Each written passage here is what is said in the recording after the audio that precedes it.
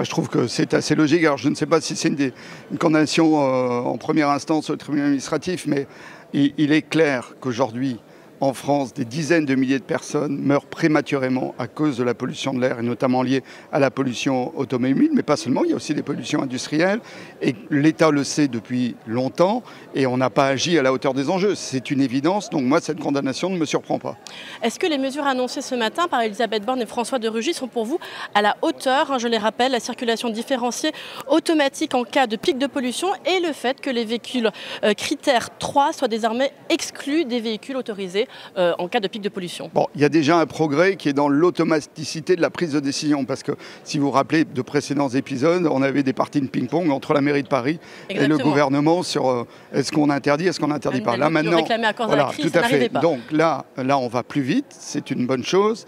Je pense que le signal sur le critère 3 dit aussi qu'il faut changer les véhicules les plus polluants, mais ce qui veut dire accompagner socialement ceux qui ont peu de moyens, ça c'est absolument central. Donc moi je sens qu'il y a quand même une modification en cours, et je voudrais finalement à travers mon intervention cet après-midi aussi passer un message à tous ceux qui râlent sur les travaux dans la capitale. On les connaît tous quand on prend un taxi.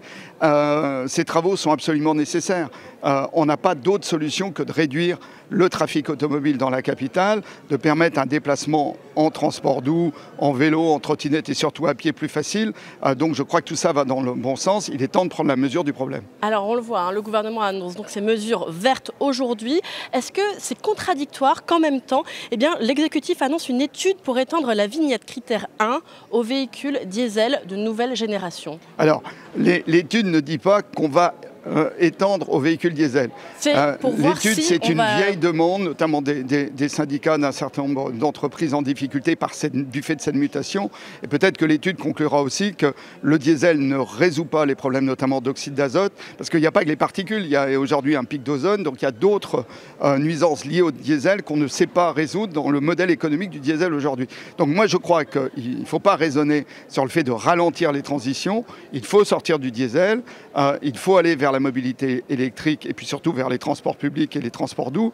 Mais dans ce cadre-là, et je pense à l'usine Bosch qui est aujourd'hui menacée parce qu'elle était adossée au diesel, ce sont des usines qu'il faut justement aujourd'hui positionner sur les productions de batteries électriques. Il y a un grand plan européen qui se met en place. Et moi, je me demande si on n'a pas d'un côté un plan industriel sur les batteries et puis des entreprises en mutation qu'on n'aide pas. Donc il faut une cohérence entre la nécessaire mutation d'un certain nombre d'entreprises et notre stratégie aujourd'hui européenne sur la batterie électrique. Ronan Dantec, vous qui avez coécrit avec Jean-Yves Roux un rapport sur l'adaptation de la France au changement climatique, pourquoi la France est-elle si mal préparée à ce dérèglement? On le constate encore aujourd'hui avec cette canicule et l'impact qu'elle a aujourd'hui sur l'Hexagone. Moi, je crois que globalement, pendant des années, on n'a pas voulu voir la gravité du dérèglement climatique malgré les alertes des scientifiques. Et un jour, ça commence à apparaître. On n'est qu'à une augmentation de 1 degré des températures. À 1 degré, on a déjà la plus sévère canicule du mois de juin. Et on s'aperçoit qu'on ne peut plus organiser les examens dans les écoles.